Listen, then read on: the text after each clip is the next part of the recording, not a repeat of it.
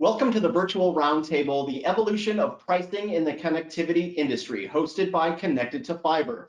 I'm Dean Perrine, Executive Vice President of JSA. Welcome viewers to the roundtable. In this roundtable, our panelists will discuss the importance and evolution of network configure, price, and quote CPQ processes and the technologies in the space, as well as share their perspectives on where things are heading and how to prepare for success as the market evolves. A quick housekeeping note, if you have any questions, feel free to type them into the question field throughout the roundtable. We will do our best to get through as many as possible in the allotted time. All right, so let's go ahead and get started. It is my pleasure to introduce our panelists today, and we have a great group. Kicking it off, we have Miss Mary Stanhope. Mary is the Chief Marketing Officer at Unitas Global. Mr. Kylie Wynn. Kylie is the Director of Carrier Sales at Hargray Communications. Mr. Justin Forte. Justin is the Vice President of Sales at Inditel Services. And finally, our host and my friend, Mr. Ben Edmond. Ben is the CEO at Connected to Fiber. So let's go ahead and get going. Oh, panelists, welcome to the virtual roundtable. Thank you. Thank you, Dean. You got it, you got it. I'm just gonna jump right in here, Mary, and this first question is, we'll start it with you. Why don't you tell our viewers a little bit about your company and the importance of pricing process for the connectivity in your specific sector? Great, thank you, Dean and Ben, for having us on the topic and on this panel. Unitas Global provides managed cloud and connectivity solutions, really to global enterprises as well as managed service providers. By creating an interconnected access and data center network and really enabling that with a digital platform, we are striving to eliminate complexity and inefficiencies of buying network connectivity. Our cloud connectivity manager, now think of Expedia, but for connectivity, really takes geospatial data, routing maps. It aligns it with algorithms to identify that last mile access for enterprise locations. So automation intelligence determines the best route. And yes, absolutely, design, price, and order are very important for Unitas to deliver cost-effective, high-performance, agile connectivity. Pricing for us is cornerstone.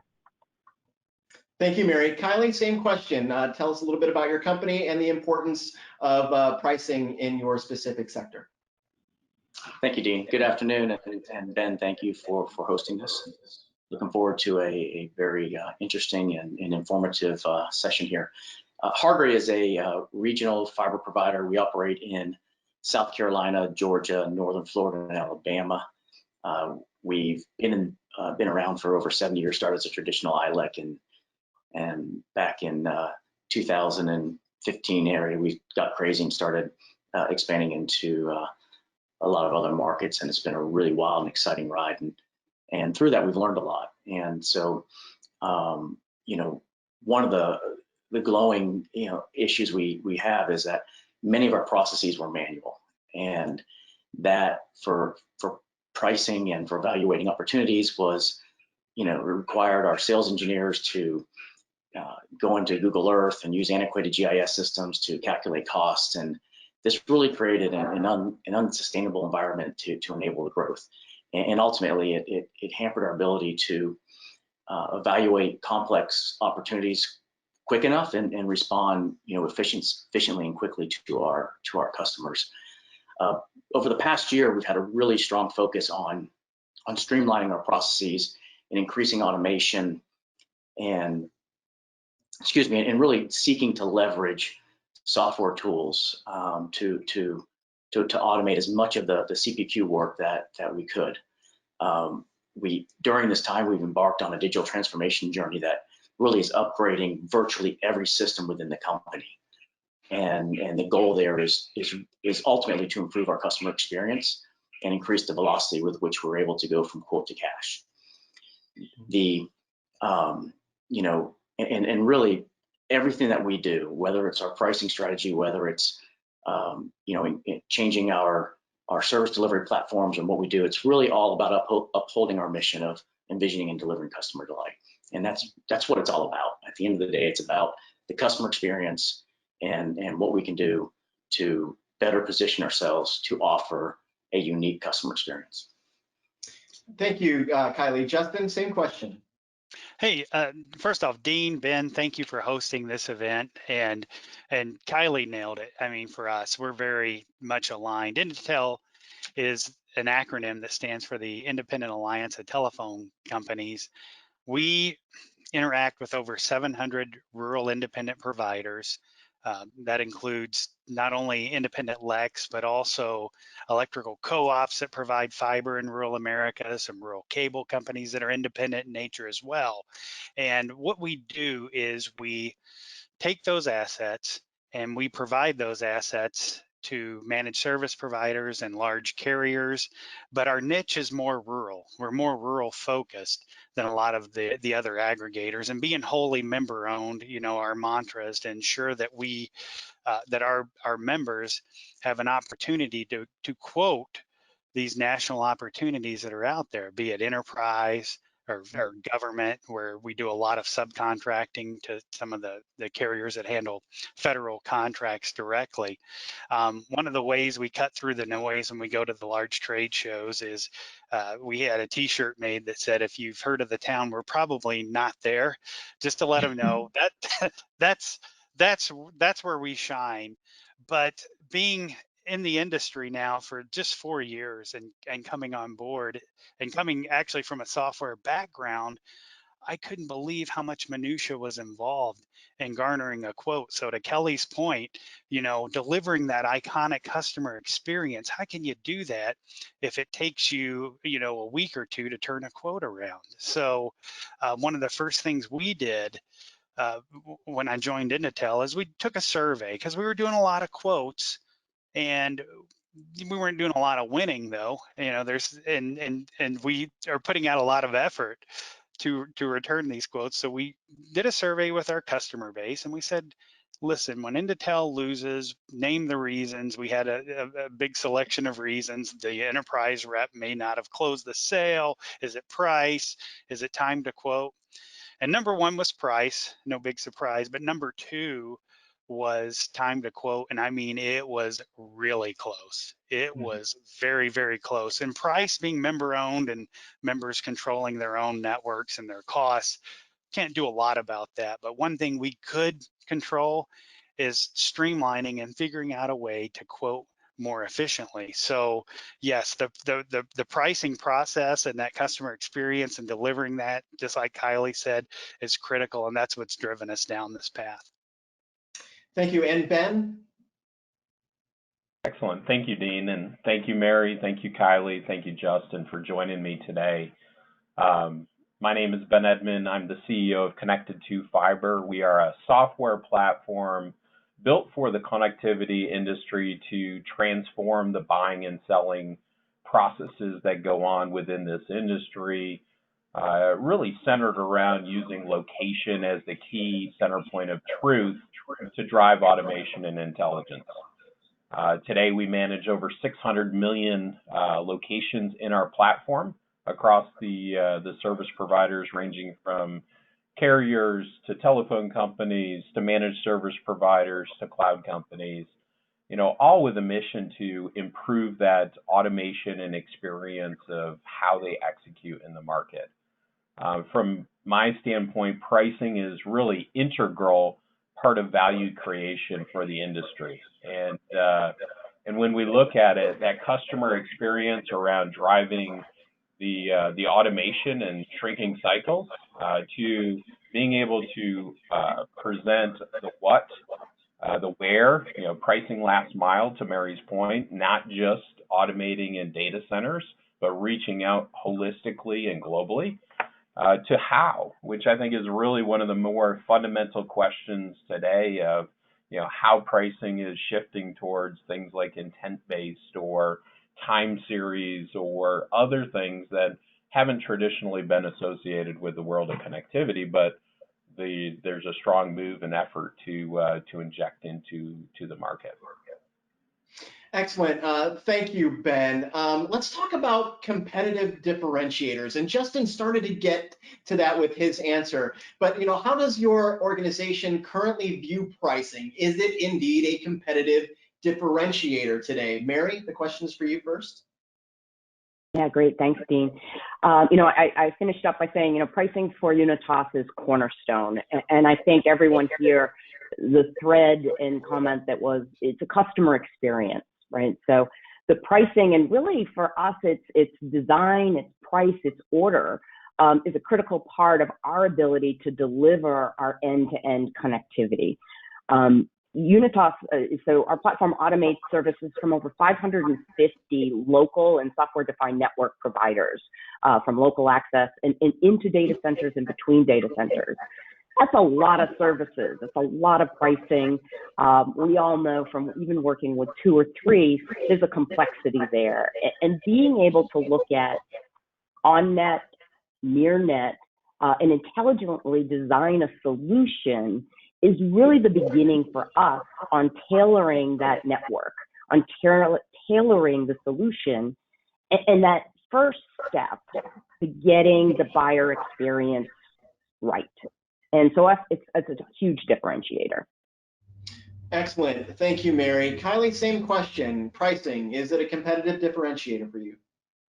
Yes, certainly. And while pricing is important, you certainly do not want to write yourself out of the marketplace or out of an opportunity, but it's not everything in our view. And it does for us. We operate a residential channel, a retail enterprise, a commercial channel, and then carrier wholesale, which is my group. And it does vary a little bit by channel. So in the very transactional wholesale side of the business, typically low cost wins. We often are all selling the same products, and those decisions on which provider is chosen are often done in an automated fashion. So price is really the governing factor there. However, when we have the opportunity to be engaged directly with a buyer, whether that's business to consumer or business to business, our position is that we want to position ourselves as a trusted partner, and a company that offers a robust, reliable service at a fair price. We don't always seek to be the lowest cost option. We are highly competitive in the markets that we operate in, but we really want to offer a high touch customer experience, and our belief is that ultimately that results in sustained growth and longer term relationships. And it's a real challenge to balance the price versus the value of that customer experience. Mm-hmm. Thank you, Kylie. Justin, same question. That's interesting as far as being a competitive differentiator for us. I think it's truly our value. It's oftentimes we may through our member owners be the carrier of last resort, sadly, the only one that can serve that area. And in this industry that's dominated by Goliaths, we are the Davids. So getting quotes from rural independent providers has not traditionally been an easy thing, and it's not been a pleasant experience for customers. So Inditel, through its network of members and owners, is really giving our clients a modern experience, is what I would call it. And it's definitely one that clients deserve, and it's obviously our members deserve us representing them in a modern fashion as well. So it's, as far as a competitive differentiator, I don't know that it is. I almost feel like we're trying to catch up to the rest of the world, the Amazon experience, so to speak, that's out there. Thank you, Justin. And Ben, the last comment on competitive pricing as a competitive differentiator. I think what Justin just said with the Amazon experience is one that we should take hold of. Like, if we step back and look at connectivity in general, we are not the demand creators, but rather we're an enablement industry, supporting this move to the cloud, enabling things like unified communication, managed security, all these other services, and the expectation of the customer, whether that's a residential customer, a business customer, a wholesale carrier customer, has changed fundamentally over the last several years. And that expectation of, I want it now, and I want it the way I want it, is prevalent. And it doesn't mean that pricing the lowest cost is necessarily the right answer. It is optimally pricing to the customer experience that you're trying to deliver value around. And I think, the companies that use that dynamic pricing thought process that aligns to their particular value proposition, whatever that value proposition happens to be in the industry, are proving out to be able to sustain competitive advantages in growth and profitability and customer experience, and something that we're trying to facilitate on our side to enable that experience for our customers. And it doesn't just mean within your own controlled reality. It is truly about the customer. And the more we can think of that in the industry, whether a capital build is required, whether it's multiple service providers involved, whether it's packaging SD-WAN with broadband with Ethernet and DIA across different product sets, ultimately we are enabling something to happen and orienting ourselves to that what, the where, and the how, and doing so dynamically, I think is a real competitive advantage for the future. Excellent, thank you, Ben. And you've said enabling quite a bit in your answer, and that's really kind of what my next question is about. So we're going to stick with you. As a digital transformation enabler, how will the future trends in this space ultimately affect your pricing strategy or affect overall pricing strategies? I think it's going to have a pretty dramatic impact over time, and I think the last component where we're going to see it most prevalent is in the how, meaning this, that today there's already a strong push to automate everything, just to keep up with the reality of it's a competitive world, whether we're talking about customer relationships driven from up the stack with cloud services or down the stack in the raw infrastructure. People's expectations are we're going to do things better, faster, and more efficiently. So that desire needs there. But what hasn't happened yet that I fundamentally believe is that when you strip back all the elements of this massive IT services industry that we sit inside of, connectivity is a fundamental differentiation and positioning and customer experience lever. Your Salesforce experience in the CRM world is impacted by the network used to deliver that to users that are not sitting inside the data center. As you move more and more of your workload somewhere else across all of this, that network is the critical component of delivering a customer experience. So I believe that we'll see pricing strategies around understanding the intent of what's driving the network need.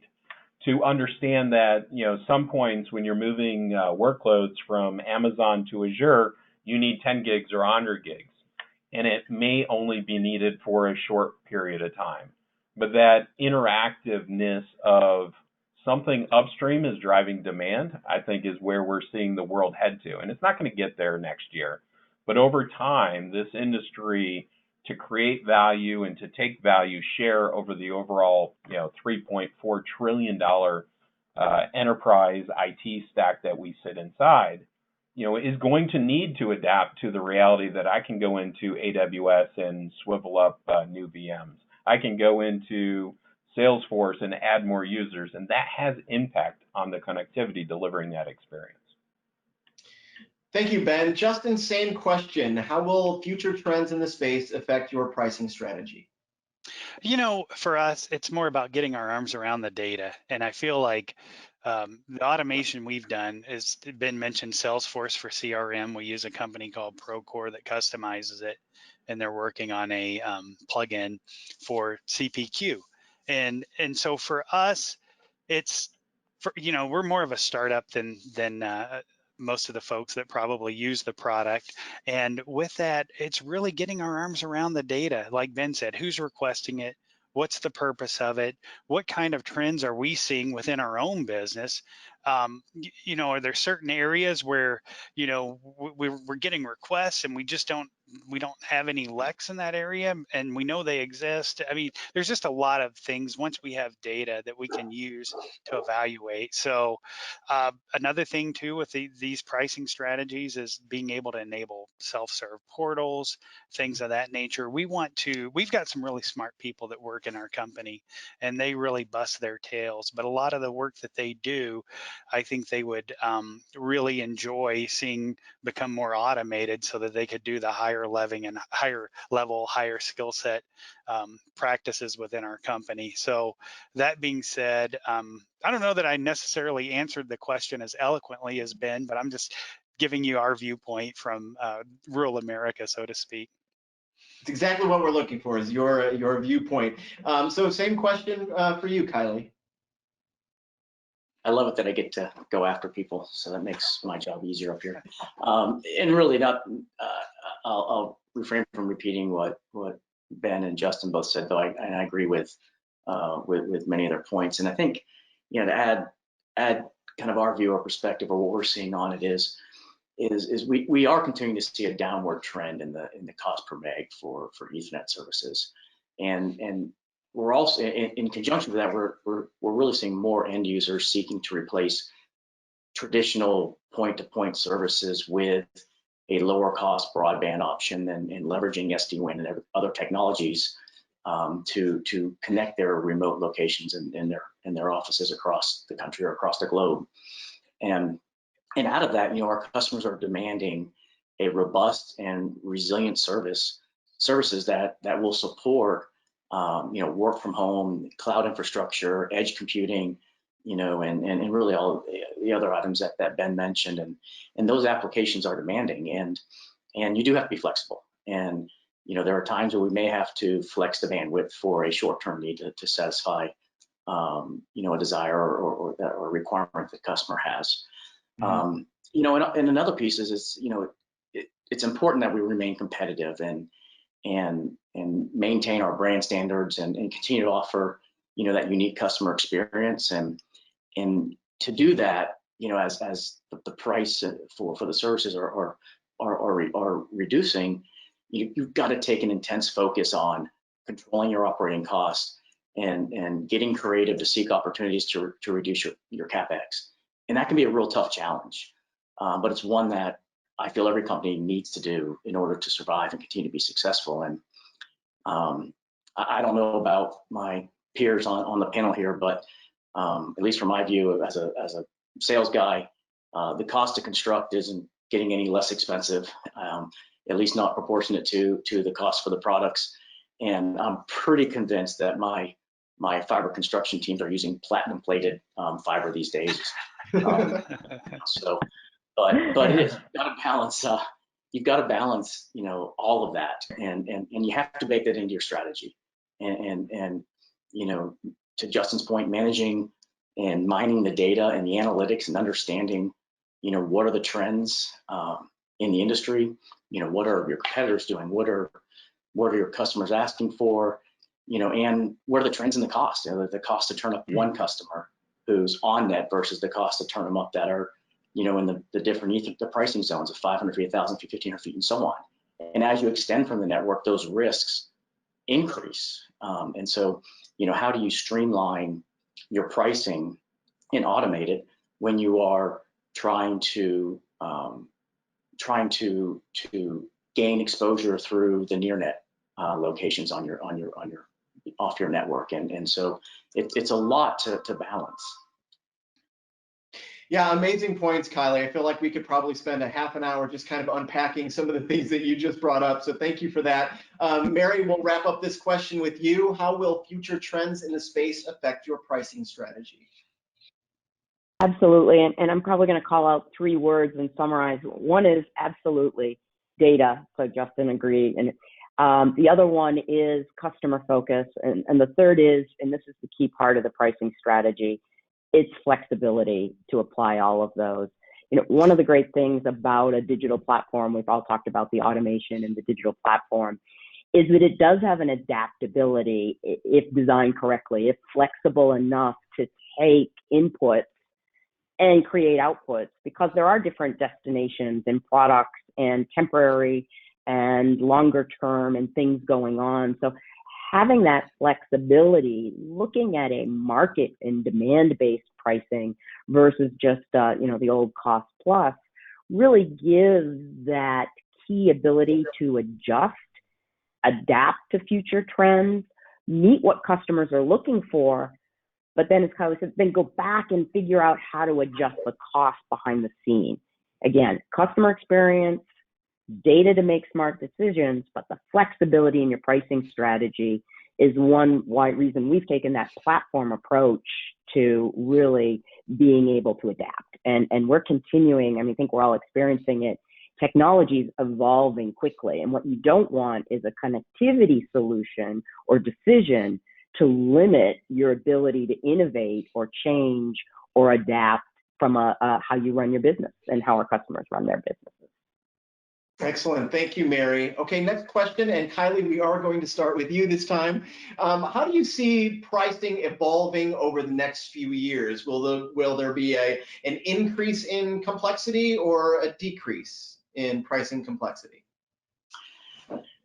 Yeah, and it's again, I believe this does vary by channel or by vertical. In the care and wholesale space, I think the strategy is, at least for our bed and butter products, which are traditionally layer 1, layer 2 services, I think pricing is going to be pretty consistent. You're going from point A to point B, and there's amount of bandwidth, and that's the price. I think the price itself is going to continue to unfortunately probably continue to have a downward trend, and hopefully we'll hit the floor at some point. But I think from a strategy, that pricing, I think, is going to remain pretty consistent. When you look at the other channels, residential and enterprise, I think those are becoming increasingly more complex. In order to continue to grow ARPU, the average rate per user, and value, you have to do that through bundling and of complementary services, whether that's wall-to-wall Wi-Fi as a product we offer, is in managed routers, managed IT, managed security, and other software as a service platforms and products, and putting all that together to increase the value that you're offering your customers, and leveraging the profitability of those products across one customer to help be more competitive in your price. And in either case, whether we're talking about the wholesale space or the retail space, automation is key. We've got to be able to do this more quickly, more streamlined, with fewer resources, and the billing has to be simplified. And I think if companies that are able to do that and those two things, are going to be able to provide an exceptional customer experience, and will continue to grow. Thank you, Kylie. Justin, same question. Pricing is going to evolve. Will it become increasingly complex, or will that complexity decrease? I don't know about the complexity, but I feel like it'll become more sophisticated as we automate. I feel like there will be more transparency in the space. There will be the ability to provide or self-serve in a perfect world and see the route that, let's say, Indetel is using to reach your client, and the route that, if you need diversity, you're able to see that. Less phone calls, fewer emails, more sophistication, but through, like Kylie hit on earlier, through automation. Mm-hmm. Excellent, Justin. Thank you, Ben. Same question. I think from my perspective, when I look at it over the next 3 years, the amount of complexity for the service provider will increase, fairly dramatically, because of things like bundling, because of the need for the attribution of not just the end result price, but what's the SLA, to Justin's point on the routes. From the customer standpoint, though, I think it is equally important that the industry continues to look for ways of masking that complexity to simplify the experience, even though that they have a significantly more components and more variables and more types of interaction to get to that price point. But I see that as one of the core things that all of us are trying to make sure we help the industry figure out and use their own version of truth for a competitive advantage. Thank you, Ben. And Mary, you will wrap up this question. Great. I love being on a panel because when I started this question at the beginning, I had one answer and now I have a different answer. So it's always great to be on a panel with some smart people. And really what it was, and it was something Justin said where he talked about pricing in terms of delivering to our buyer. And as I originally thought about it, I thought about buying from a carrier relations standpoint. So those are really my two answers. I'd love for the buying, as we aggregate networks, I'd love for that part to be easier. It would really help our industry as a whole be better and work together. But unfortunately, I don't think that's the case. And in fact, anyone who's done carrier relations knows, I think pricing is simultaneously antiquated and becoming agile at the same time, as different providers are offering different things and the competition is expanding. So it is getting more complex. But to Justin's point, and really Ben's, what I do think is what we're delivering to the end buyer is getting simpler. How people consume connectivity, dare I say, in the years to come, it's going to become SLA based, not this port per bandwidth. I think we've got it kind of simple in what we represent in bill, but I think it can get simpler. But I think all of us on this panel are experiencing that sometimes we're doing the translation between highly complex into very simple. So I guess the answer is yes, all at the same time. Thank you, Mary. We're gonna jump into the next question, and I think I'm gonna stick with you, Mary. So, Mary, what would be one piece of advice that you would give service providers that are considering building best practices around their pricing? I think it's accurate and real-time data. The more data, the more information, as we talked about here, what's on net, what's off net, what's near enough to net that we can consider it on net. We can actually achieve it in a certain amount of time. Data becomes critical for making the right decisions, but then automating how we do that so we can make quick decisions. I think those are two really important pieces that you need to get your hands around. That automation piece, whether you build it yourself, whether you go and turn to those in your ecosystem very close, go to someone who's got the expertise, who can pull in that data and data from lots of different sources. Our typical sources can be complemented with other information to make smart decisions. Excellent, Mary. Kylie, same question. A bit of advice that you would give a service provider that's considering building best practices around pricing. Yeah, and I'm gonna give a shameless plug to my buddy Ben over here, but it's finding a strong partner like Connected to Fiber, who can help you better leverage your data analytics and the tools that increase the efficiencies and reduce your reliance on manual processes, or human glue, as we like to say at our company. And I think it's, as you think about this and you begin to embark on this path, it's important, to start by knowing your niche, know what you're good at, and stay in your lane and really work to perfect that. And once you have the processes in place and you feel they're perfected, then begin exploring, opportunities to increase complexity and layer on more levels of automation. And but it really goes back to,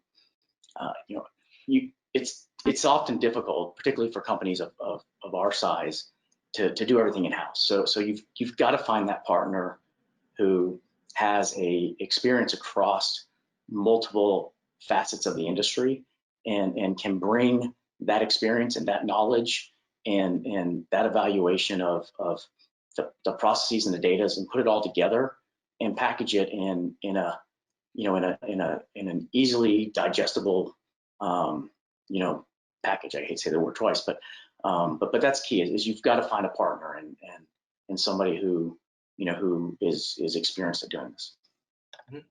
Thank you, Kylie. Justin, your next bit of advice for service providers considering building best practices around pricing.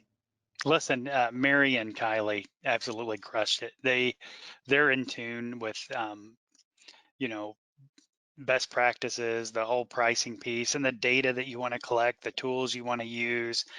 Really, just collect the data. Listen to what the data is telling you. Understand what it's telling you. Use it to build a better relationship with your client too. I mean, there's a lot of power in these quotes requests that you get, and these, whether it's just whether it's RFPs, whether it's specific relationships you have. The data is critical, and building your best practices around what the market's telling you is very important. Excellent. And Ben, to wrap up the question. Great.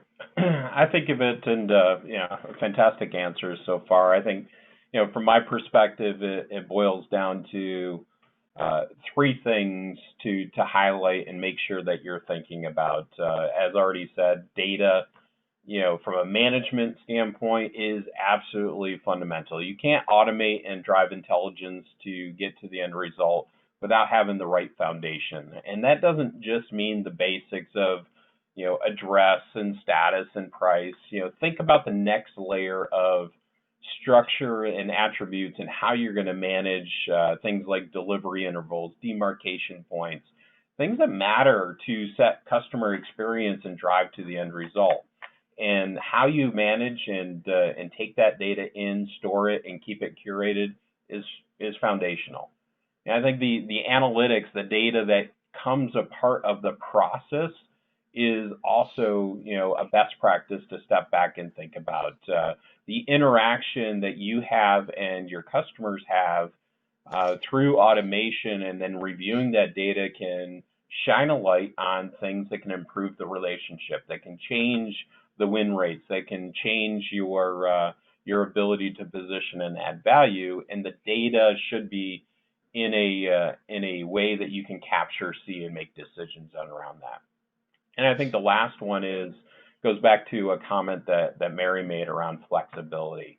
Ultimately, pricing should be looked at a value driver from our standpoint in the industry. Whether you're using a low price strategy to take share, a premium strategy to maximize your margin and position based on your product specifications, or anything in between, ultimately you should have the flexibility in your architecture and the data to make those decisions and programmatically inject that logic into the thought process. Dynamic pricing, if you would, that allows you to understand competitiveness, your product's SLAs, specific attributes or performance or serviceability. And it may not be all there day one, but think about an architecture that allows you to incrementally keep on progressing your desired position and state, because we can't do everything to everyone always in the industry. To Kylie's point, picking your position and defending that position is really important to create long-term success. So that would be the three things that I would focus on. Thank you, Ben. That is the last of the questions that I actually have for you. So now it's time to have a little bit of fun, if you will. So viewers, if you haven't already, we do have a few questions. If you haven't already and you have some questions for our panelists, go ahead and type those into the panel control bar for the meeting. But I'm going to go ahead and jump right into our first question. Okay, the question is, what features do you find most compelling in a CPQ solution? I am gonna choose Mary to answer this one first. No problem. If I look at features, one of them is going to be configuration, and really that configuration is almost the ability to kind of create a what if I change this element, how does that impact my pricing? So that's really one that really allows for what I'm seeing in current day analysis and really being able to answer buyers' questions. Excellent. Let's see. Kylie, how about you? What features do you find most compelling in a CPQ solution?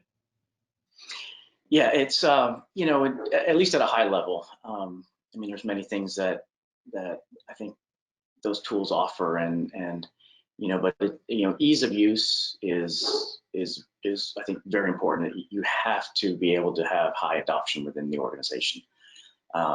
Then you know, flexibility of the tool, to Mary's point, to perform different what if scenarios or do modeling of different opportunities. I think integration with your other systems is important, with your CRMs, your GIS platforms, and other back office applications. But I think most importantly, I think you need to choose, you know, a partner with a solid reputation, a strong roadmap for development, you know, a vendor or a customer or a partner that has, you know, a great vision, and really probably most important is phenomenal customer support.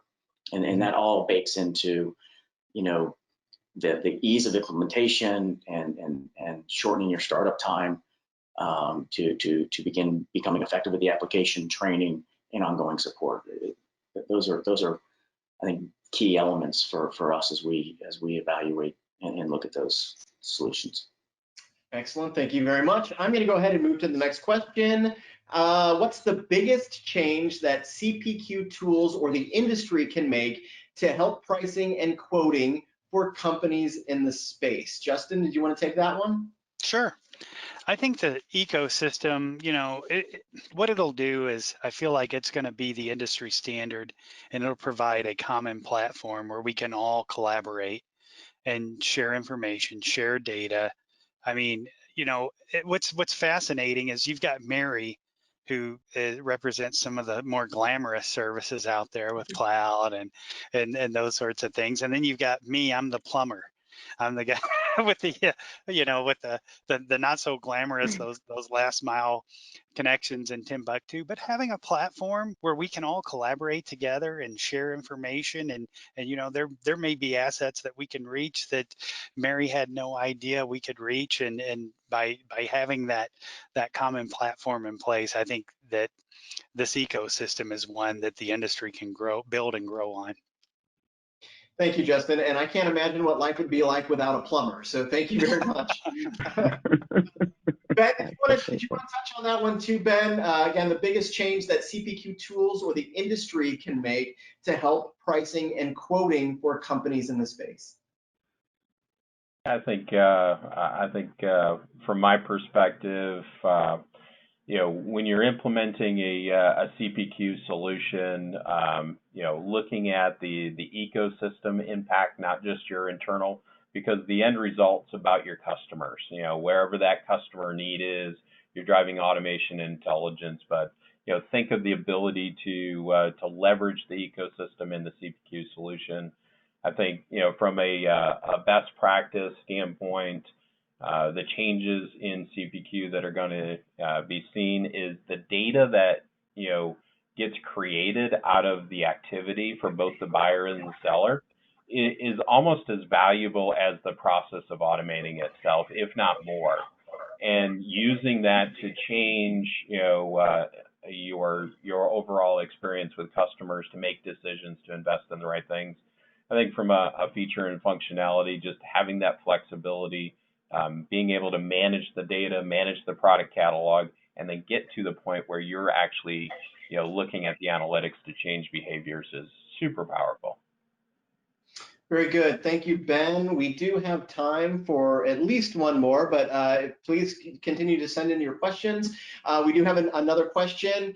Oh, this is a fun one. What specific criteria do you use to assess CPQ tools? Again, specific criteria that you would use to assess a CPQ tool. Mary, did you want to take that one? Sure, I can take that one. I'm gonna kind of, you can probably guess my answer, but it's going to come back to data and data sources. The ability to pull in multiple data sources, traditional, and you know, let's look at Justin's area. You talk about rural. Not everyone has an API. Not everyone has a rate card. Not everyone prices the same way. Who's in what building? What are the paths? Where is that power? That normalization and pulling together of data and is key to assessing any tool, because you really need to be able to have knowledge to make decisions. So that really is that key piece in making the right pricing and the right CPQ decision. Yeah, data has been a big theme during this webinar. So let's take the data component out just for fun. Let's take let's just assume data was a given. I'm going to ask the same question to you, Kylie. What specific criteria do you use to assess CPQ tools, and you can't say data? Does Ben Edmonds work there? No. No, it's obviously there's a lot that goes into that decision, and but as a general rule, first and foremost, hardware, we seek to choose vendors who share a desire for providing a positive customer experience. Mm-hmm. So after that, it's the tool can't be static. It needs to continue to evolve and grow with the industry as it changes. Integration, I know I mentioned it earlier with features, but integration with existing applications is critical. You have to seek to limit swivel chairing. My desired office space is one where chairs only have 4 legs, nothing can swivel. And so and then we look at total cost of ownership, and that's important. But it's not just the initial startup fee and the licensing fees. When you're evaluating the total cost of ownership, you need to thoroughly look at and calculate the positive gains from increased productivity, greater exposure of your footprint, which ultimately should result in more wins and greater revenue. So you've got to balance it. You cannot be just a complete cost center. You've got to look at it and offset that cost with the value that you're going to gain from productivity and additional revenue that we'll gain.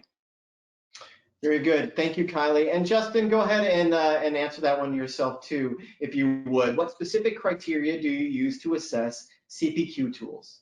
Well, Mary was dead on with the data, and Kylie with being able to integrate a platform. For me, I'm simple, so it's got to be intuitive. It's got to be very user-friendly. It's got to be something, and Kylie mentioned earlier about employees adapting the tool. And that is critical. If you can get the employee buy-in, and I tend to look at things kind of from an Amazon.com perspective. When I look at network, I think of, imagine if I blew out my flip-flop and I needed to replace it, and I get on my phone and I go to Amazon, and they may have flip-flops, they may not. And if they do, really don't know how much they cost. But give us a week or two and we'll get back to you with that pricing. I mean, they would never make it. And so our industry, that modern experience, that's exactly what we look at as far as criteria for CPQ.